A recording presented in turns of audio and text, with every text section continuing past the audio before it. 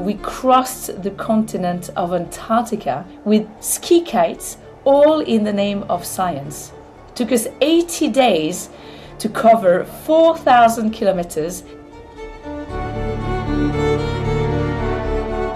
The goal for this expedition is to better understand how Antarctica responds to climate change. Antarctica is a huge continent. It contains enough ice to increase sea levels by up to 58 meters. And what we did is scanning the ice of Antarctica. We were towing 2 ground-penetrating radars that help us to understand whether more snow is falling on the continent of Antarctica, whether the thickness of Antarctica has been changing through time. In my podcast behind me is the shallow ground penetrating radar that has been collecting data now for an hour and a half.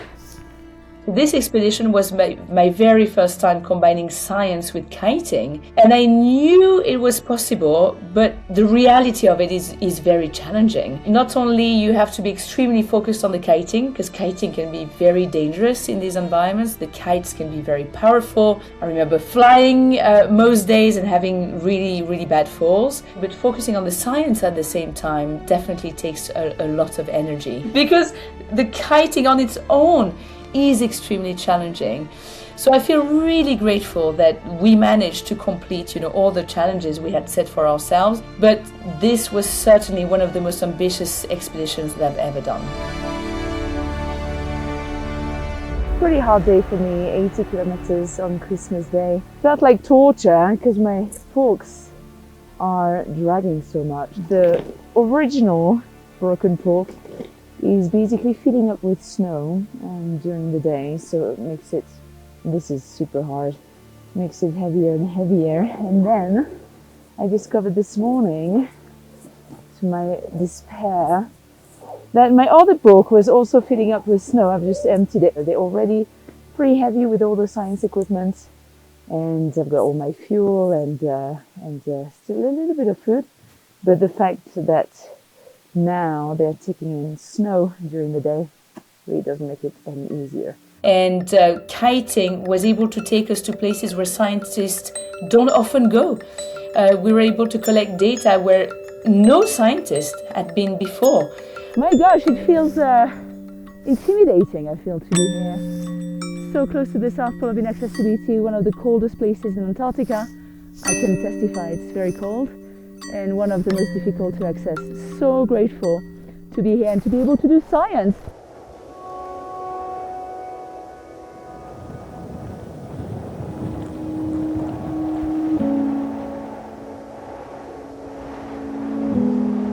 Hello everyone, I hope you're well. Guess where I am? Matthew and I just made it to the geographic South Pole. Finally, after more than 60 days of kiting, collecting a lot of data along the way, we made it on our longest day, covered 150 kilometers in totally whiteout conditions. And it is just a dream come true to have arrived here at the geographic South Pole.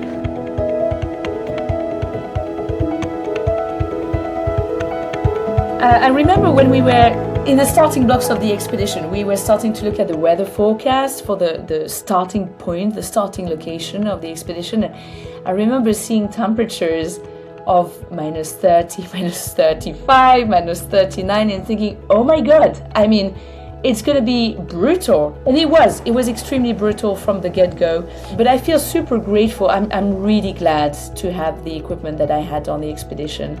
It's all about layers, right? In the end, you constantly have to adjust your layers depending on the conditions you're experiencing. But, I was this sort of astronaut in this white desert, and I was totally fine. Look at this! We have the best halo we've seen during the expedition.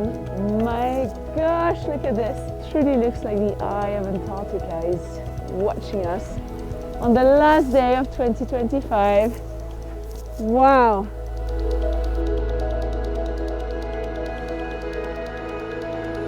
We have pretty sporty conditions today, very windy, but we can see the mountains that we were expecting to see on arrival.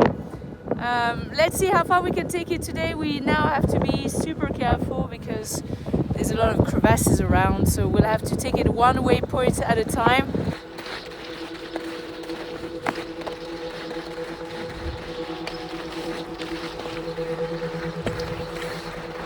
So we're now 80 kilometers away from Hercules Inlet.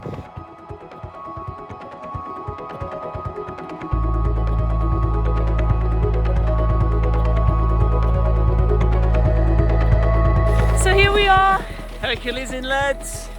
We're arriving at the coastline. Not with our kites, unfortunately. There's no wind. So hard. So it's been horrible the last 20 kilometers, but we're so glad to make it to the coastline.